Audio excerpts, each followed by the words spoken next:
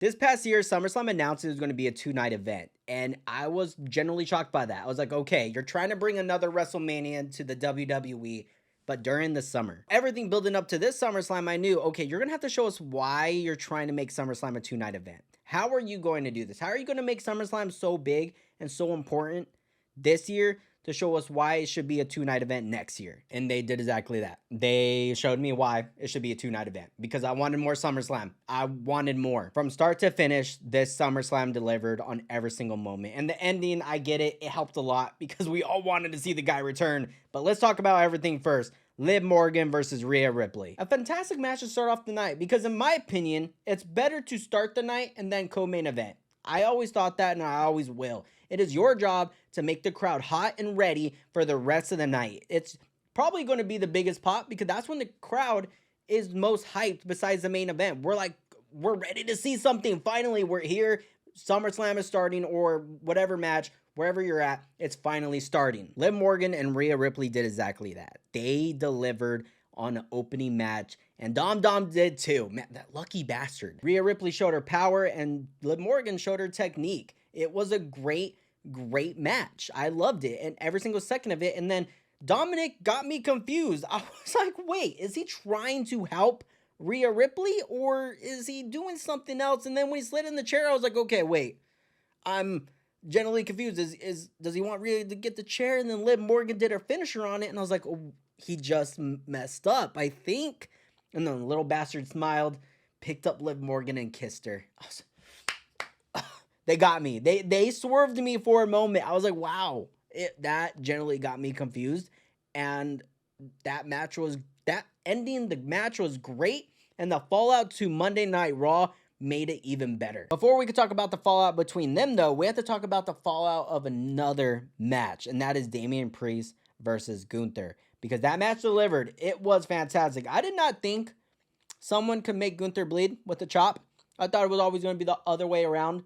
But Damian Priest somehow slapped Gunther so hard in the chest, he made this man bleed. Just a bunch of big boys slapping meat, and that's what we seen. We seen a lot of kicking, a lot of power bombs, and everything, and then Finn Balor comes out, and I was like, okay, what's going on here? Because I thought Finn Balor was going to get involved with Rhea Ripley versus Liv Morgan because he took the hotel key, which we never ever heard about again. At least I don't remember hearing about what the hotel key was about.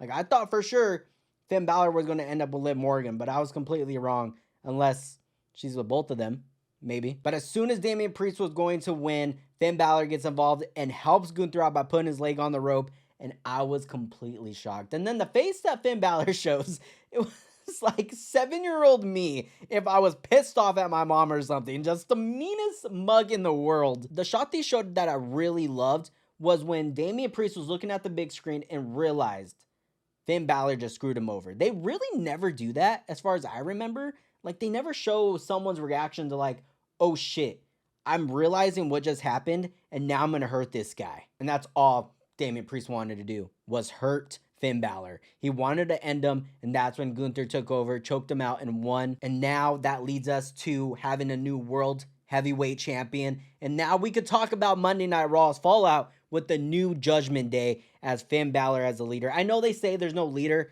in this new Judgment Day, and there should have never been a leader in the Judgment Day, but Finn Balor's a leader. Let's be honest. Damian Priest and JD had a match on Monday Night Raw, which I actually like the way they showed JD. They let him do his thing, and I got to see JD actually perform, and I think we all did in quite some time. Like, I felt like he's never really performed like that in quite some time. Like, he got a lot of high praise from commentators talking about how Shawn Michaels liked him, and he's always been that guy. They even made fun of his big-ass head. I thought that was funny, but he did his thing. Damian Priest also did his thing by showing how powerful he was, and then the Terror Twins got together. Once everything started happening, everyone in the new Judgment Day started jumping Damian Priest.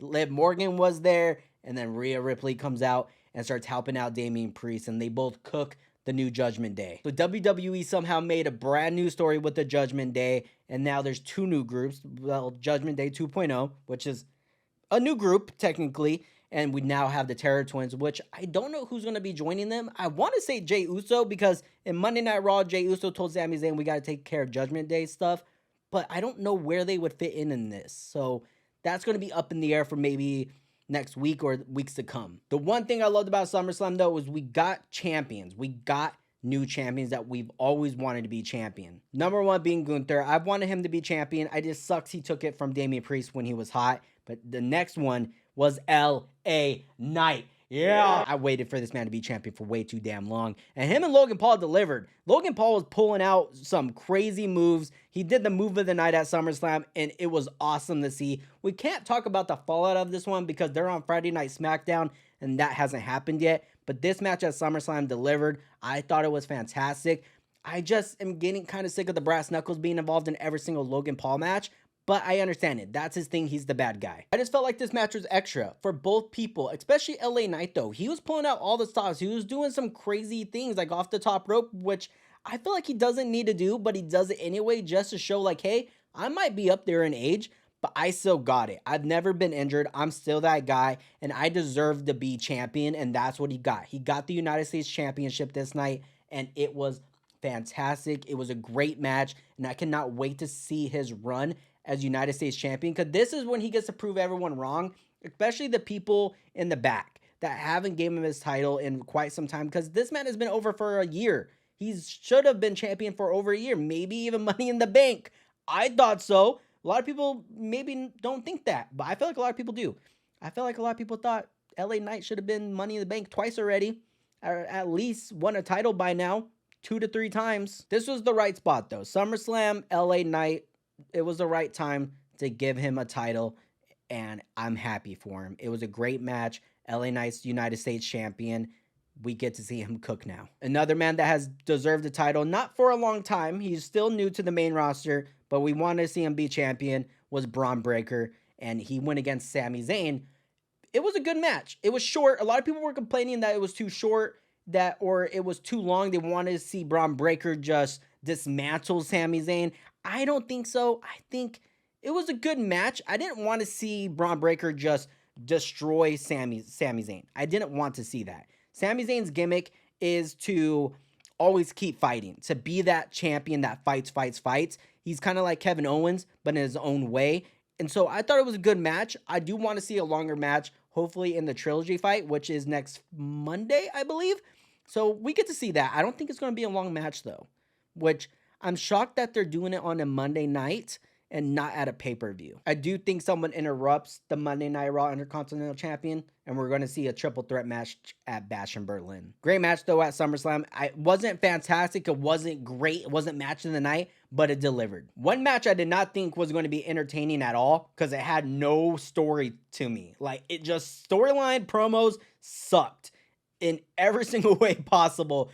But the match delivered was Bayley versus Nia Jax. It was actually a good match, especially when Bayley somehow carried Nia Jax on her shoulders and powerbombed her.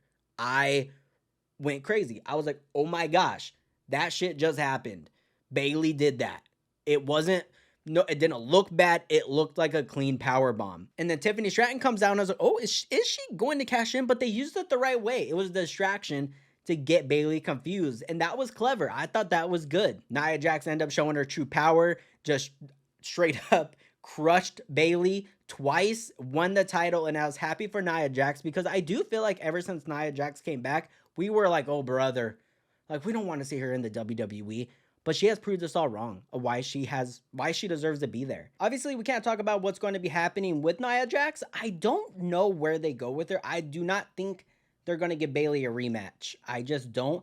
If anything, this is the time that Jade steps in and takes on Nia Jax or Bianca Belair. It wouldn't shock me if she doesn't perform at Bash in Berlin. I think the women's title, only one of them will be defended at Bash in Berlin. We can talk about one champion though, because shocker, they don't care about the brand split, and that is Randy Orton coming to Monday Night Raw to challenge Gunther for the World Heavyweight Championship. Gunther obviously won the title against Damian Priest, and now, all of a sudden, on Monday Night Raw, you hear voices inside your head. Randy Orton comes down and challenges Gunther, which I think is a good first opponent. I just don't like this for Randy, because we all know Gunther's not going to lose already. There's no shot Gunther loses already. And I feel like Randy has been on a losing streak. Like, all Randy does ever since he's been back is lose. And it kind of sucks. So that's going to happen. I don't know how I feel about it just yet. I think it's cool. It's a cool match. I just don't want Randy to lose again. Now, this might be my match of the night because this was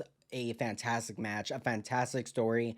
I think should have been main event, but I understand why it wasn't because of the actual main event. But this match, if it wasn't for the return, this should have been main event. Drew McIntyre, CM Punk with special guest referee Seth Rollins. This storyline alone, without any matches happening, has been fantastic. This storyline has been built up for a very long time. CM Punk and Drew, and they have made a bracelet, a $1 bracelet, more important than most championships in the WWE. And it was also cool to see CM Punk's entrance after 10 years for a singles match. It was awesome to see. The crowd got hyped. I loved it. But this match alone was great. I thought it was good the way they made CM Punk look kind of weak and Drew look super powerful. They made CM Punk get too distracted by the bracelet and pay for it. And I liked that. The only thing I didn't like was like, okay, where are the rules, Seth? Like, why are you only allowing Drew to kick CM Punk's ass with chairs and stuff? Or, like, you only felt like it was okay to use the chair every now and then you second guess yourself. I thought that was kind of weird. I don't know. But I did like when Seth put on the bracelet at some point and CM Punk got pissed and GTS'd him. Seth sold it perfectly. And then Drew just low blow, Claymore, and CM Punk was out. They didn't do like a 1, 2, 3 right away. They let CM Punk be out from that Claymore for more than 10 to 15 seconds. He was out cold, and I liked that. Because they never really do that with finishers anymore. They never really let finishers knock someone out for quite some time, and they did that with CM Punk's getting the Claymore. He was out cold. And the fallout on Monday Night Raw to that is Drew McIntyre still has a bracelet. CM Punk's pissed off. He was going to fight Seth Rollins, but he chased Drew McIntyre instead. And Bronson Reed decided to just absolutely destroy Seth Rollins. I did not see that coming. But Bronson Reed versus Seth Rollins, probably for Bash in Berlin. CM Punk versus Drew in a clean, I think, hardcore match, Extreme Rules match at Bash in Berlin. And then the triple threat match of Seth versus Drew versus CM Punk at Bad Blood. Or maybe they're trying to save it for Survivor Series. Or maybe even try to save it for WrestleMania. That's going to be tough, though. That'll be a tough schedule to try to save that triple threat match for WrestleMania. Match of the night, though. Just technique-wise, everything, storyline, everything was great. I loved every single second of it. I was invested, but here's the thing. I'm very biased when it comes to CM Punk. He was one of my favorite back in the day. I still love CM Punk. He kept me into the WWE when it was kind of on the downfall, and I just loved listening to him on the mic. Like, when I related to him so much of where I just say stupid shit and it comes out, I just felt like that was CM Punk and I related to him. So yes, I'll be very biased on every single CM Punk match. I don't care. Now for the main event of the night, Cody Rhodes versus Solo Sikoa, which everyone was looking forward to for one reason, and that was the Tribal Chief's return. The match alone, though, was pretty good. I liked this match, and I'm not a big Solo fan. I just don't think his matches are entertaining, and that's the thing. I was like, okay, I'm actually liking what Solo's doing here. He's showing his power. They're letting this man cook. Only thing I don't like is I knew it was bloodline rules, and so I'm waiting. I'm like, come on, stop beating up each other. Cody Rhodes, do something cool. Do something to make Solo weak so the brothers come out to help Solo, and then Jacob Fatu comes out, and then you get your help, which I didn't think it was going to be KO and Randy Orton. That was the only disappointing part to me. I thought since Arn Anderson talked to Cody Rhodes before the match started, it was going to be someone different. I didn't think it was going to be KO and Randy Orton, which I love KO and Randy Orton. I just thought it was going to be someone different. So that was kind of disappointing to me. It was cool to see them, but like I said, it's just disappointing because I thought it was going to be someone new. Jacob Fatu, though, when he came out, started cooking, started doing his stuff, which we all love to see, he supposedly faked an injury. And if it was faked, like if he sold that ankle injury when he jumped on Cody Rhodes from the top turnbuckle onto the table, if he faked that, dude, get this man an Oscar, because I was legit concerned. I was like, oh my gosh, no, please do not be hurt to ruin this for me. I have to see Bloodline Rules Survivor Series. I have to see it. I have to see the civil war between bloodlines. And I was scared. I was like, oh my gosh, he's legit hurt. But they said online, all the reports are saying he was supposed to sell it. And that was a way to avoid Jacob Fatu and the return of the Tribal Chief, Roman Reigns. I have to say it like that. I got to, because when Roman Reigns music hit, that drum, the music from WrestleMania 40, I went berserk. You can check it out on my TikTok, link in the description, or even on my Instagram page, but I went crazy. So once Jacob Fatu hit Cody Rhodes, he faked his injury, and when he was yelling at Solo, no, go, like, take care of it, Solo couldn't get the job done, and then the music popped. Roman Reigns came out. You can tell everyone, his emotions even, I felt like he had to look at the ground to not smirk or to feel that, because that was the biggest pop of Roman Reigns' career. I don't care. I felt like that was the biggest pop and the biggest ooh ah when he speared Solo. But when he came out and was walking, the aura came back. It was just like, oh my gosh, I have not seen this type of aura in a long ass time, but it's finally here. And when he started jogging to the ring, slid in, and then Superman punched, and then did the ooh ah and speared Solo, that was icing on the cake for SummerSlam. That's when it was over. At least for me, I was like, this is the best SummerSlam I have seen. And he stared down Cody Rhodes, and he also told him when he was on the outside, I'll be coming soon. Something to that nature, like, we're going to see each other again. Okay, there's going to be a third match happening soon. Don't you worry. I'm going to whoop Solo. I'm going to whoop that bloodline, and then I'm coming for that title. So the fallout prediction of that is they're going to ignore Cody Rhodes. Cody Rhodes, I think, is going to give a title shot to Kevin Owens just to say thank you. That's just something Cody Rhodes-ish to do.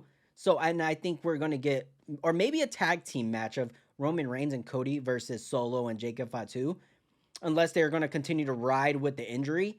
I just think it's more realistic of Cody and Kevin Owens to go against each other as a thank you. I don't know why. That's just like maybe it's a super dumb prediction, but I just think that's going to happen. And then Roman Reigns and Solo are going to handle business. I don't think in Bash in Berlin, because it's in Germany, and that doesn't seem like a Roman Reigns thing to do. But who knows? Maybe he's like on a different full-time schedule. I don't know. But that ending to SummerSlam, icing on the cake. SummerSlam needs to be a 2-night event. I'm okay with it. This was the best SummerSlam I have seen. So let's rate the match card, okay? So number 1, match of the night, CM Punk versus Drew. Not storyline, just match of the night. Number 2, I'm going to have to go Damian Priest versus Gunther. I thought that was a fantastic match. It was good. It delivered on everything it was going to be. Damian Priest just really showed me, like, he's that guy. I really wanted Damian Priest to keep the title just because of this match alone. Number 3 has to be Cody Rhodes versus Solo because of the ending. Roman Reigns, the OTC returning, just made it like, oh my gosh, that is the moment of the night. That's the best moment of the night for sure. It could easily be number 1, but the match lacked for me, just me personally. Number 4, I'm gonna have to go with Liv Morgan versus Rhea Ripley. I thought it ended great. I thought the match was good. I thought they both showed their own thing. And Dom kissing Liv, you lucky bastard. I would put you at last because of you, but the match was good. Logan Paul versus LA Knight. I'm gonna have to go with that one. I think that's the next one up because that was a good match, and I'm happy for LA Knight finally winning a damn title. It was just a great match in general. I loved it. I thought it delivered every single second. They both showed their own thing. I thought it was cool. I just don't like the brass knuckles. Maybe stop doing that for every single match, only bring it out every now and then. Number 6, I will have to go Bayley versus Nia Jax. That's not going to be the last match. No, I'm going to have to put this second to last because it did good. Storyline sucked like going into it, but they delivered. I thought they were good. And no match is bad. Just because I'm raking it like this doesn't mean I'm saying a match is bad. Every match delivered. I just want that to be known. Every match was great because the last match I'm going to put on here, the last one, obviously is going to be Sami Zayn versus Braun Breaker. Just because it was kind of short or it just wasn't enough time. And people are saying it was supposed to go for longer, but for some reason they ended it a lot sooner than it needed to be. And I don't know why. I just thought more time would have been better for both of them. So that's my rankings. What do you guys think? Let me know down below. And what do you guys think about the fallout of Monday Night Raw? I loved it. I cannot wait for Friday Night SmackDown. Roman Reigns is confirmed. It's going to be exciting. What other type of videos do you guys want to see on the channel? Please let me know down below. I cannot wait to start this WWE journey and talk about everything WWE. Thank you guys for all the amazing support. And until next time, I'll see you beautiful people later. God bless everyone. Have a fantastic day.